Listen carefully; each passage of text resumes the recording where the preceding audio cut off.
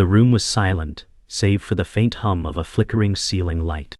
A blood-stained letter lay curled on the hardwood floor, one edge soaked through, crimson spreading like a forgotten memory. The window rattled from the distant wail of sirens, but no one came. A shattered vase sparkled under the light, glass pieces strewn like teeth across the floor. The door stood ajar, as if someone left in a hurry, or never intended to return. Sarah's keys were still on the table. Her phone, unlocked, buzzed with unanswered calls. But Sarah was gone. She had been the last person to see Jake alive. Her memories of the night were fogged by fear and adrenaline, her mind dancing around fragments too sharp to hold. And in the middle of the chaos, that letter screamed for attention. Something in the room didn't add up. Nothing had been stolen. No sign of forced entry. But blood and silence always meant one thing. Something terrible had happened. And someone wanted it buried. Detective Harris leaned over the table, his brow furrowed as he tapped the phone screen with his pen. She was the last one with him, he muttered. Across from him, Officer Green flipped through the initial crime scene photos, pausing at the one with the letter. No forced entry, no theft, no sign of a struggle. Except that blood, Green said. Harris shook his head. It's not enough. Something's off. She vanished, left everything behind. People don't just disappear like that. He glanced up at the whiteboard, where Sarah's name was circled in red ink. Beneath it, Jake's picture stared back, frozen in a smile that no longer made sense. She knew something, or she saw something, Harris said quietly. Either way, that girl's not running. She's hiding. And from what, he didn't yet know. But he would find out.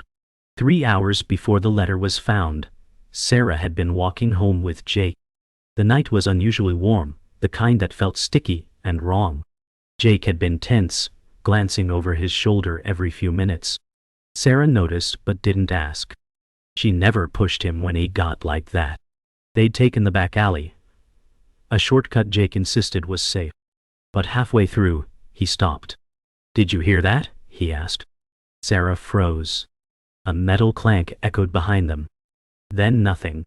Just silence. Jake pulled her forward. "Keep walking."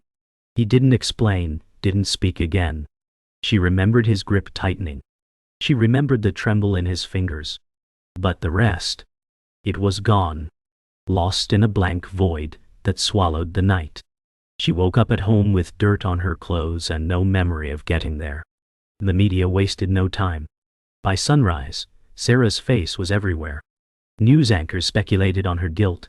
Influencers dissected her every social post. The vanishing girl, they called her.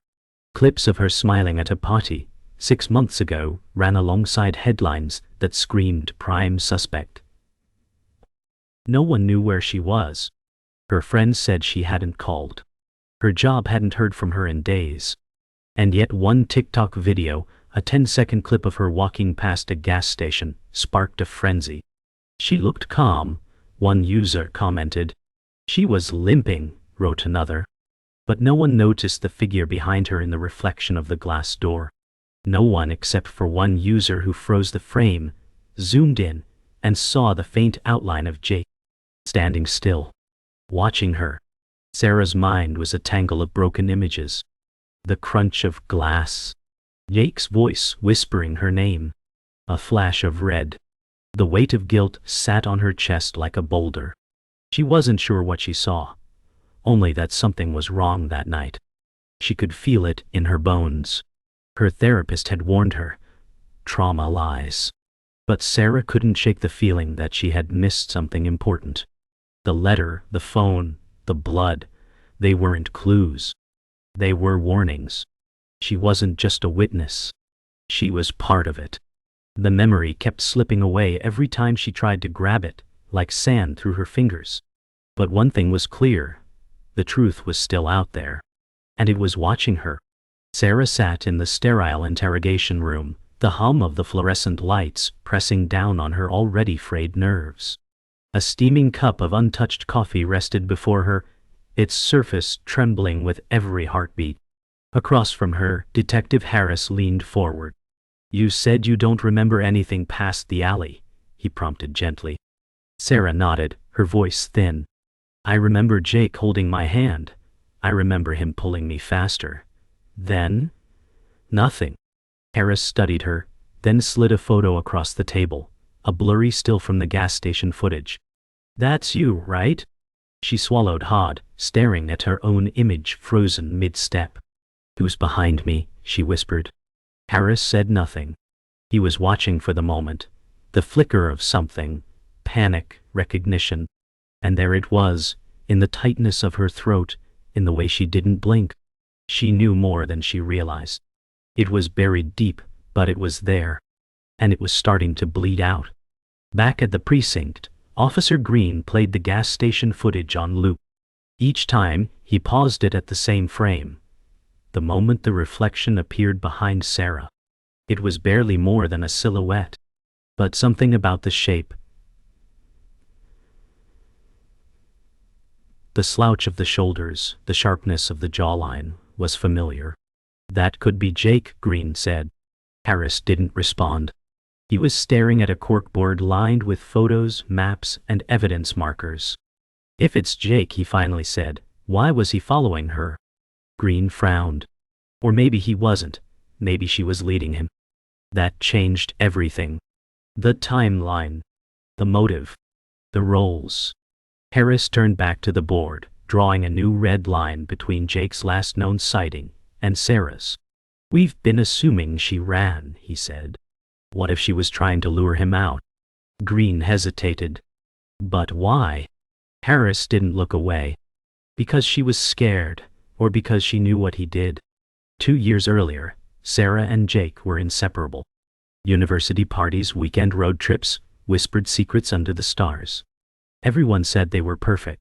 But behind closed doors, things had started to change. Jake grew distant, paranoid. He talked about someone watching him. At first, Sarah thought it was the stress of exams, his upcoming graduation.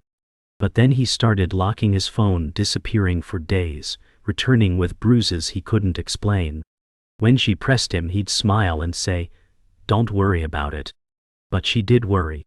She started keeping notes, dates, times, things he said. She never told anyone. Not even when he told her someone was trying to frame him. Looking back, she wished she'd asked more questions. Listened harder. Because now, those old entries were all she had. A private log of moments that no one else could see. And, maybe, just maybe, the key to the entire mystery. Sarah sat alone in her childhood bedroom, the old wallpaper faded and peeling, her journals spread out around her. Her fingers trembled as she flipped through pages filled with entries she had written in fear. Dates marked with asterisks. Strange phrases Jake had muttered in his sleep. One note caught her breath. He said, "They're watching me through the lights." She glanced up at the ceiling, the bulb flickering as if on cue. Her mind raced. What if he hadn't been paranoid? What if he had seen something?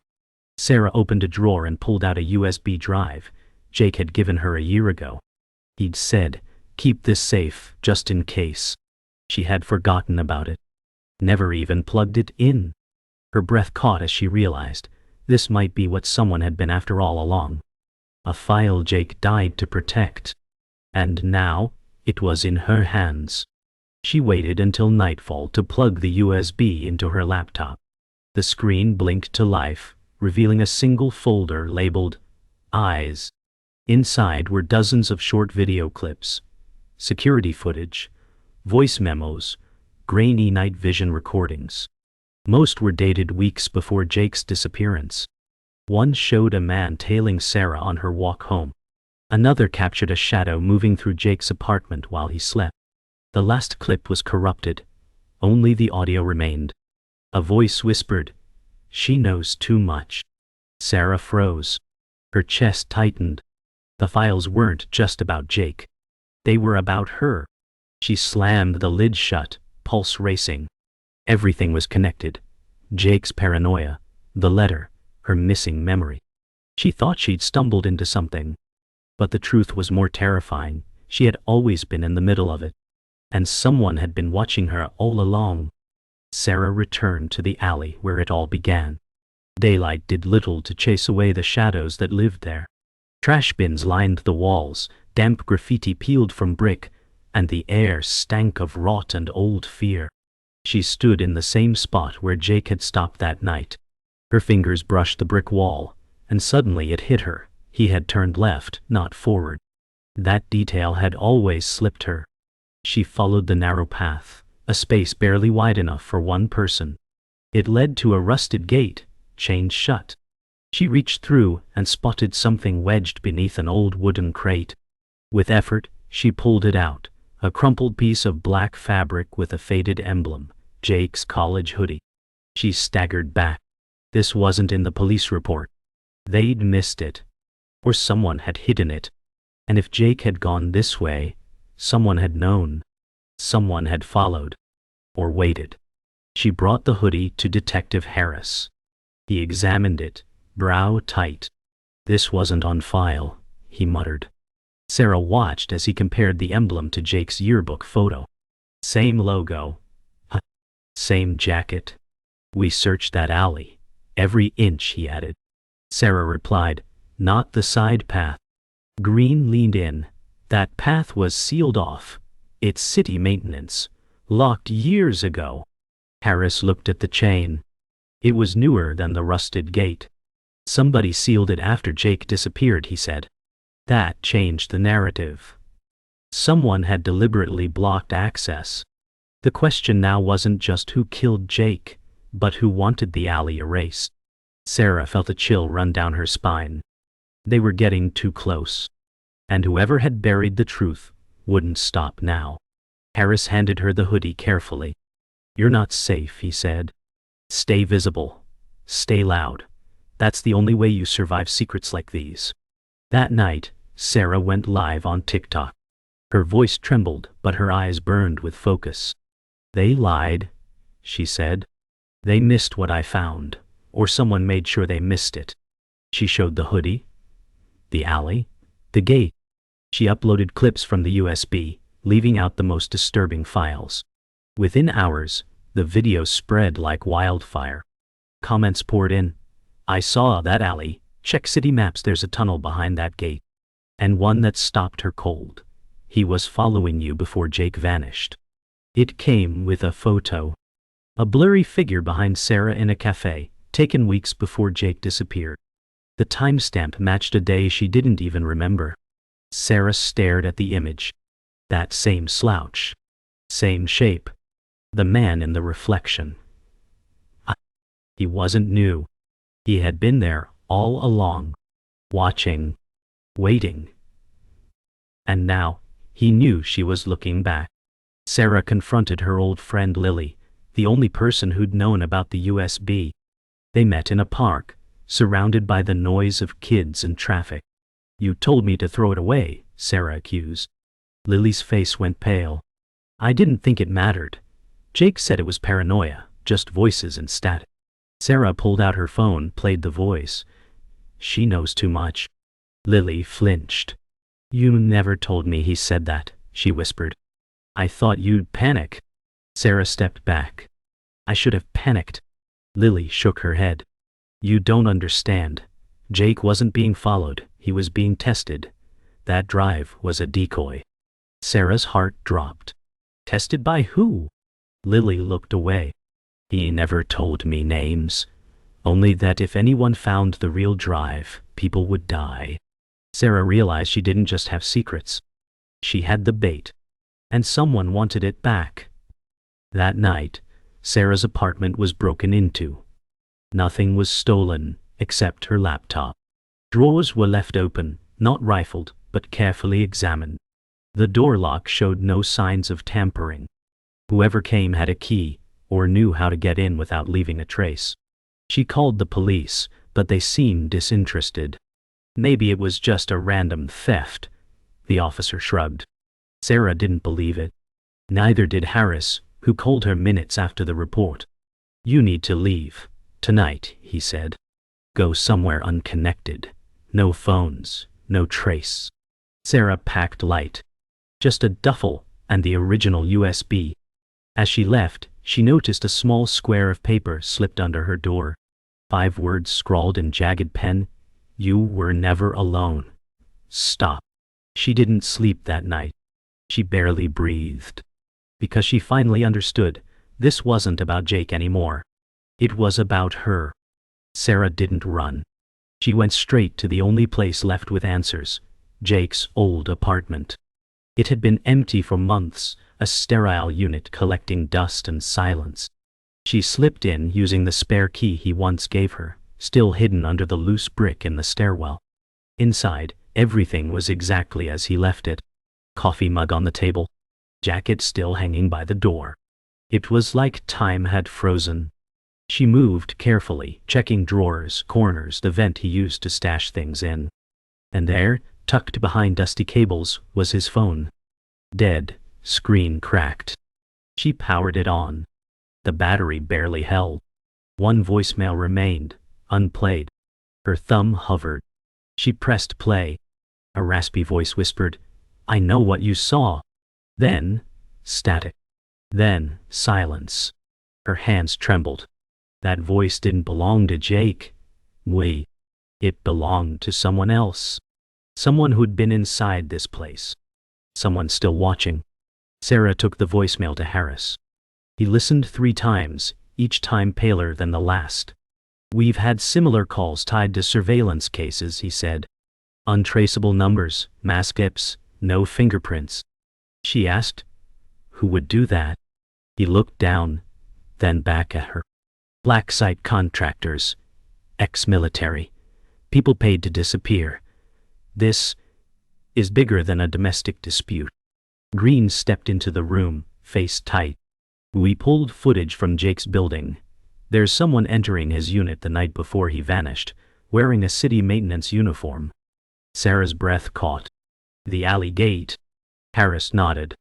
"Same badge, same night. Everything aligned like tumblers in a lock." Jake wasn't just paranoid.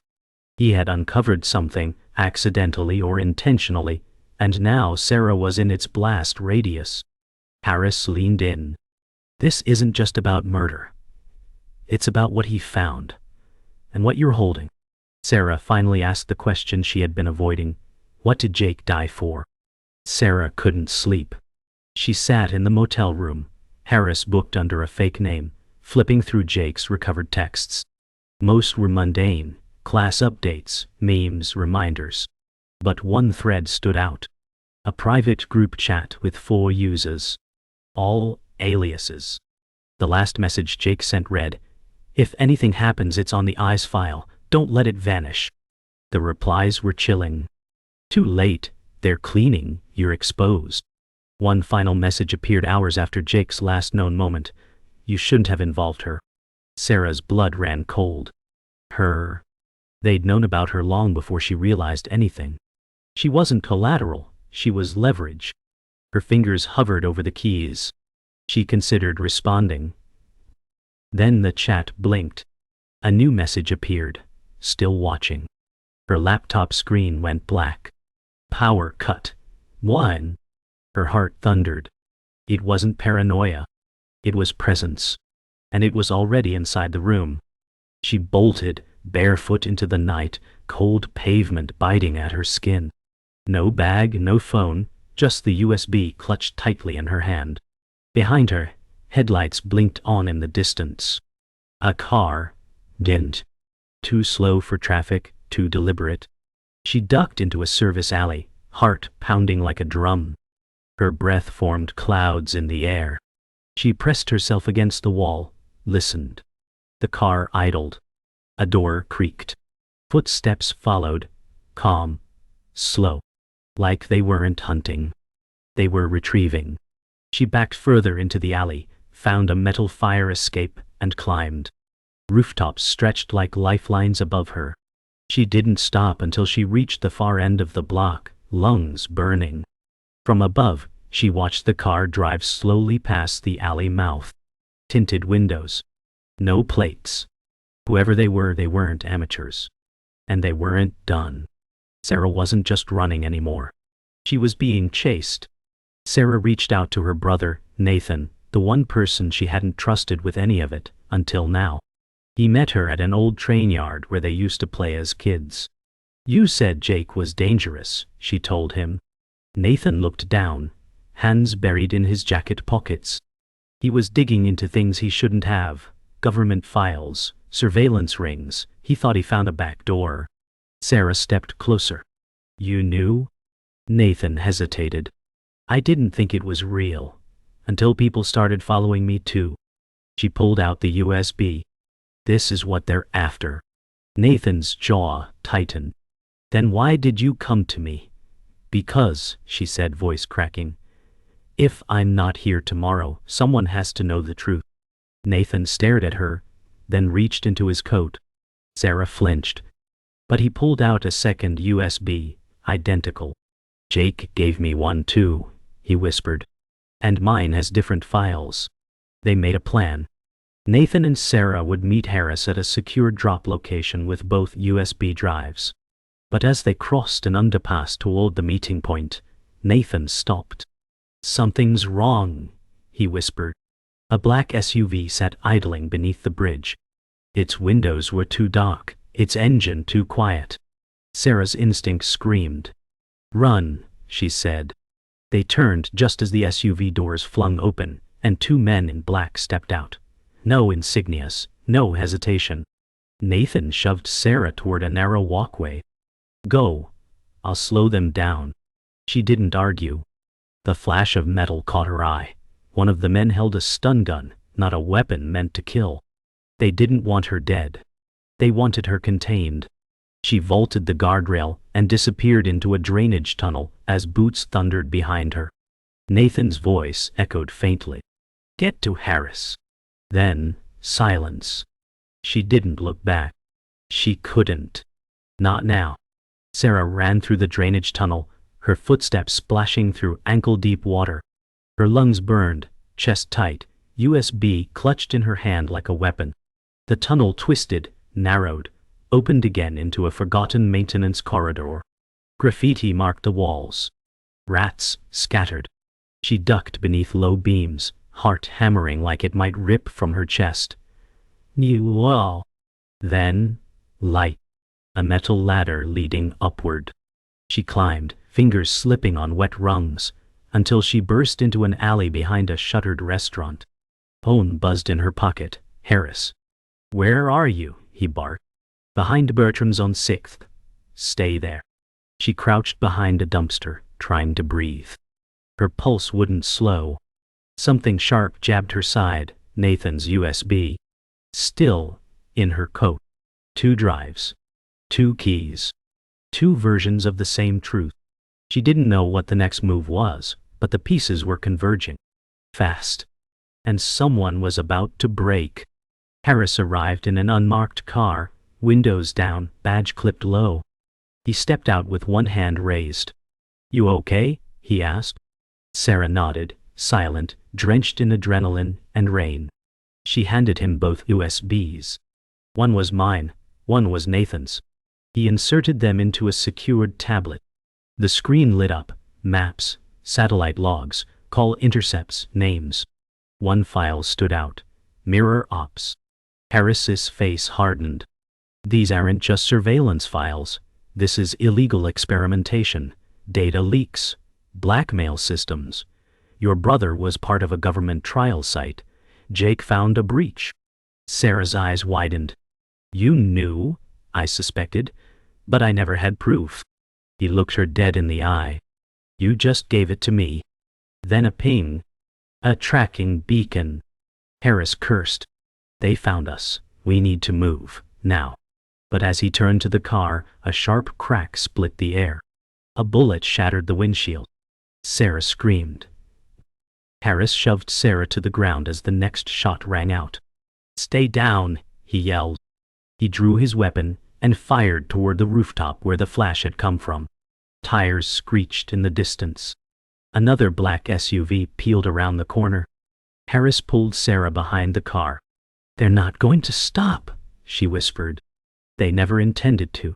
Harris fired again, then yelled into his radio. "Officer down. Extraction point compromised." The alley was chaos, flashes of light, bullets sparking off metal, the sharp scent of gunpowder mixing with rain. Sarah could barely hear, could barely think. But then a side door behind the restaurant burst open. A kitchen worker peeked out, shouted, "In here!" Harris didn't hesitate. He yanked Sarah to her feet, and they dove inside. As the door slammed shut behind them, everything went quiet, just for a second. But in that second, Sarah knew, this was no longer a chase. It was war. Inside the restaurant's dark kitchen, Sarah's heart pounded as Harris secured the back entrance. The kitchen worker had vanished, too fast, too quiet. Harris handed Sarah a burner phone. "Call no one, not even your brother." She nodded, breathless. "Do we have enough?" she asked. He looked at her, jaw clenched. "We have enough to start a war." She understood what he meant. These files didn't just reveal surveillance. They outlined internal blackmail systems, influencers paid to spread lies, deep fake pipelines, political puppets. Everything Jake had hinted at, real. And she was holding the match. "What happens now?" she asked. Harris stared at the USBs in his hand. "Now we burn the lie, but first, we disappear." Sirens howled in the distance. The city was waking up. But for Sarah, dawn didn't bring relief. It brought revolution. She wasn't running anymore. She was ready to fight. By sunrise, the files were with a trusted contact, an investigative journalist named Lena who owed Harris a favor. They met in an empty train station hours before the first commute. "Are you sure this isn't bait?" Lena asked, eyeing the USBs. "Positive," Harris replied. "Cross-checked, verified, this is the real leak." Sarah stood silent nearby, watching the journalist scroll through the data. Her hands shook.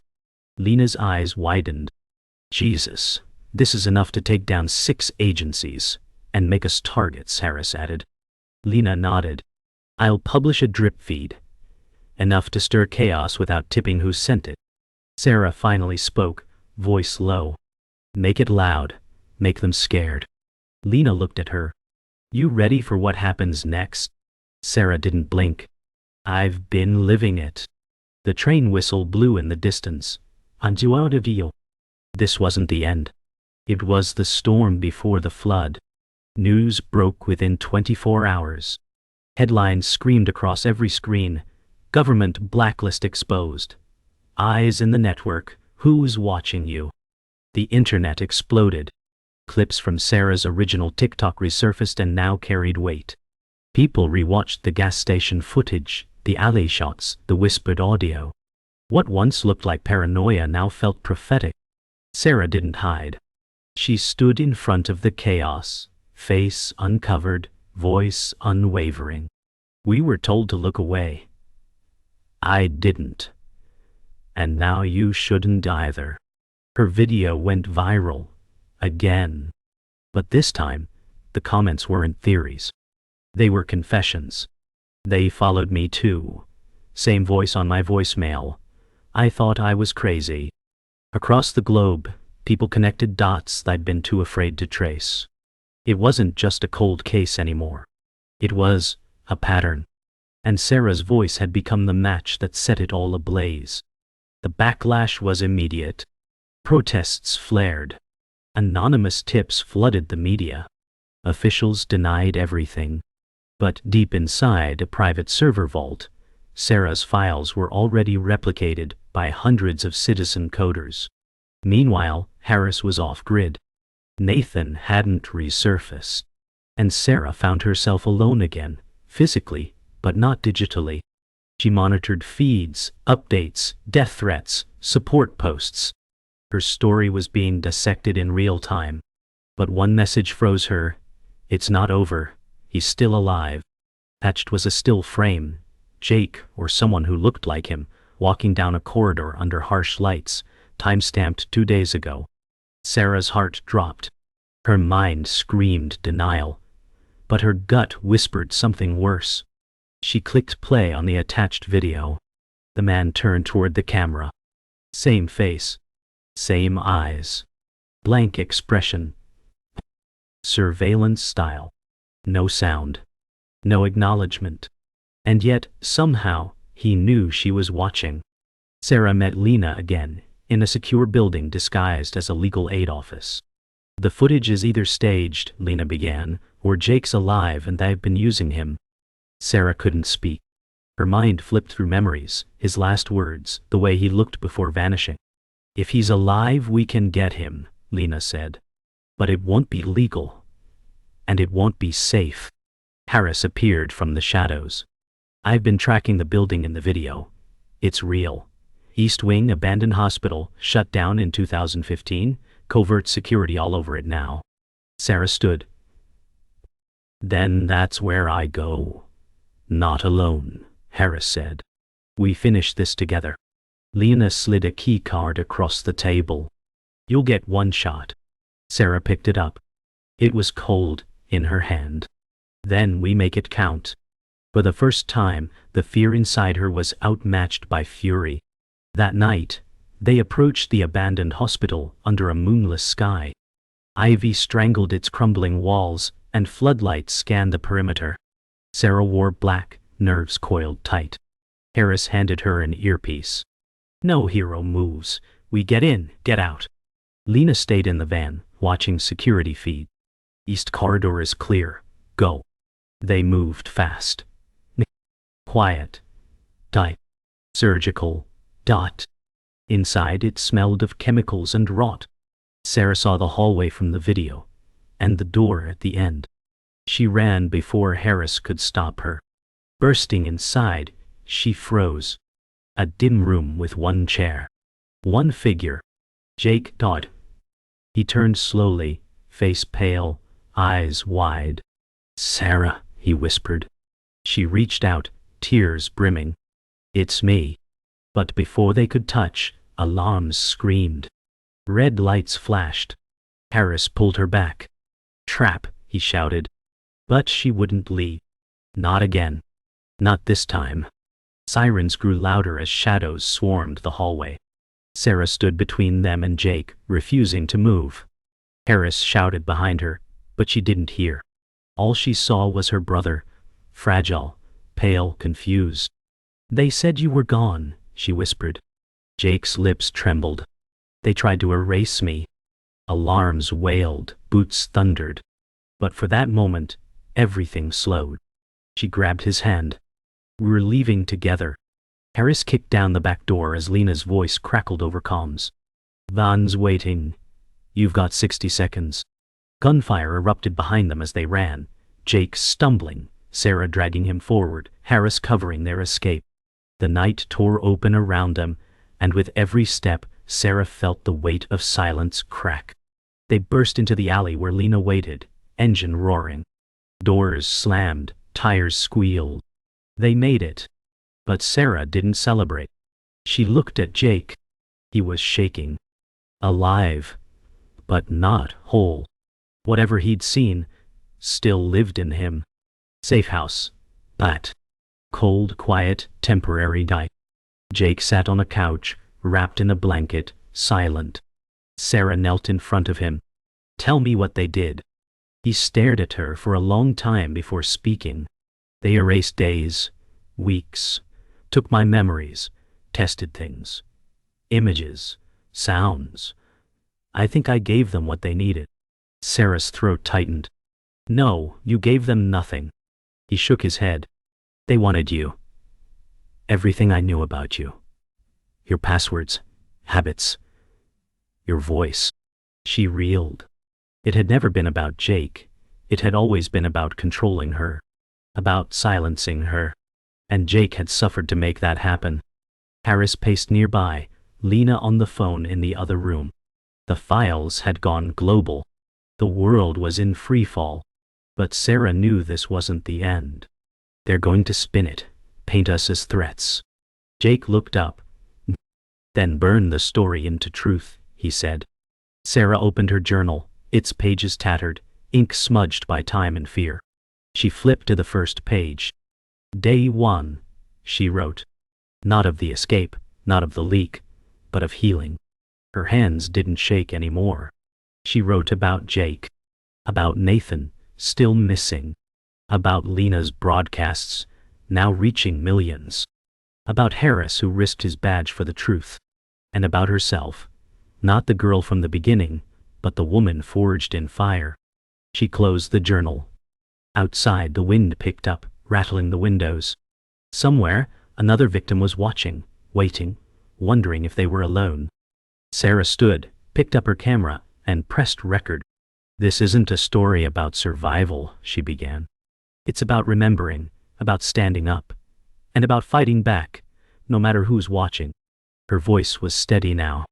This was her narrative, and she wouldn't let anyone erase it again. A week later, a new video surfaced. Grainy, Daituan. Unedited. Footage from the alley, the night Jake vanished, never before seen.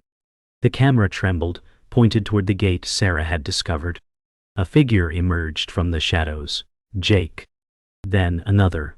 Her. Only it wasn't her. It was someone wearing her hoodie, same walk, same hair. A decoy. The realization hit like lightning. Jake had staged it.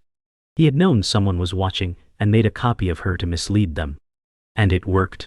Sarah's hands shook as she watched. Jake had sacrificed himself to protect her. The final seconds of the video showed him turning to the camera, whispering something too faint to hear. A TikTok creator enhanced the audio. The words were clear now. Protect her. She's the key. The internet erupted.